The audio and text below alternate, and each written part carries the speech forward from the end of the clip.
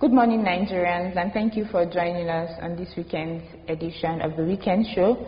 You're welcome to the Electoral Reform segment. I am Adebanke and with me today I have on the show Ariyo, Atoye, and today promises to be also very exciting.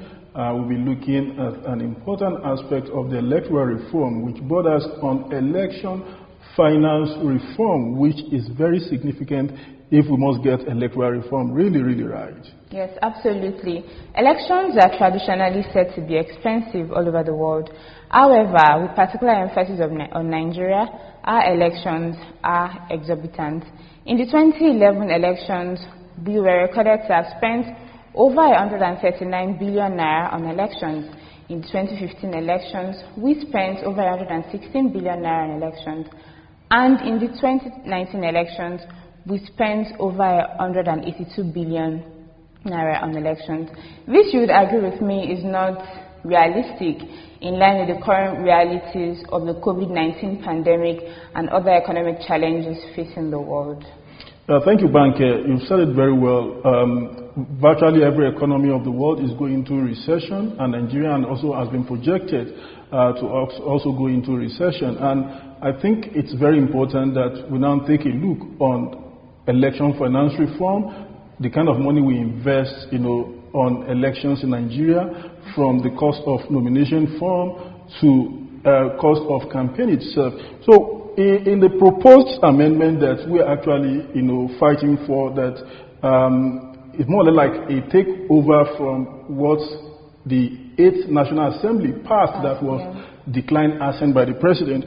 We have this amendment to Section 87. Now we have Section 87.3, which says, for the purpose of nomination of candidate for election, the total fees, charges, dues, and any payment howsoever named imposed by a political party on an aspirant shall not exceed 150,000 naira in the case of a councillor, 250,000 naira in the case of a chairmanship aspirant, and in the case of the House of Assembly, it shall not exceed 500,000. For House of Representatives, no more than 1 million. For the Senate, no more than 2 million naira. For governorship, it should be above 5 million. And for presidential aspirant, it shouldn't be above 10 million naira. This is a very informed provisions that were captured in the last 8th Assembly, but which we are expecting that it will definitely be adopted in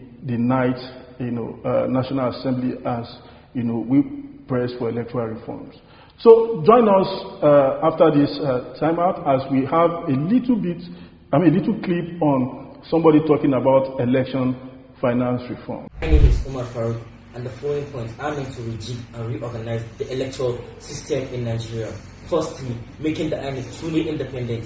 INEC chairman should not be solely appointed by the president, but rather go through the National Assembly where all Nigerians are being represented. Secondly, electronic voting. When online voting is introduced, the fear of electorate being harmed or molested will be eliminated because they can vote at their convenience and different time. And it will be faster and give more transparency while saving a lot of cost than the manual voting system. Furthermore, this will be unprecedented, especially in this era of COVID-19 pandemic, where one of the cardinal objectives of not getting infected is social distancing.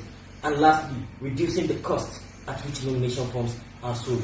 If the cost at which nomination forms are sold is reduced, the aim and objective of the office seeker will no longer be targeted at recouping his investment, but rather it will be service delivery and people-oriented. Thank you. Welcome back, and if you're still watching, you're on to the election reform segment on the Weekend Show, and we're talking about election finance reforms. Now, there are current laws existing with respect to election finance in Nigeria, particularly in Sections 91 of the Electoral Act, which make provisions for the amounts to be spent by each candidate. For the presidential aspirants, no candidate shall spend more than 1 billion naira. Of course, you'd agree with me that from time to time, candidates outspend the provisions of the law. A case in point is with respect to a certain political party that hosted a fundraiser and raised over 20 billion naira for elections in that particular electoral year. So how exactly do we address this issue, Mr. Ariyo? Thank you, Banke. I think this is one provision that I think we have not done justice to. And if we are going to have more youth in political offices, we have to address this provision. If we are going to have more women in government, we have to address this particular provision. This is one provision that can empower youth and women, to get more involved, because you will agree with me that this particular category of Nigerians have been disenfranchised economically because they don't have the spending power, to campaign and to participate in our elections. And you said 1 billion naira for presidential, for governorship, it shouldn't be more than 200 million, for House of Representatives, 20 million, and for the Senate, no more than 40 million. House of Assembly, it shouldn't be more than 10 million naira, and this provision also captures elections for chairman and councillor, which should not be more than 10 million naira and 1 million naira each, respectively. And I think, what do you think we should do now that we have this kind of provisions and we are not implementing it? Yes, of course. With respect to inclusion, we would also consider persons with disability who also do not have the financial means of raising these huge sums of monies that have been provided for in our Electoral Act. I think that we need to seek for means of ensuring that INEC is strengthened with respect to its roles supervising political parties. I am aware that there is a political party monitoring department within the INEC whose responsibility it is to ensure that political parties and candidates comply with the provisions of the law.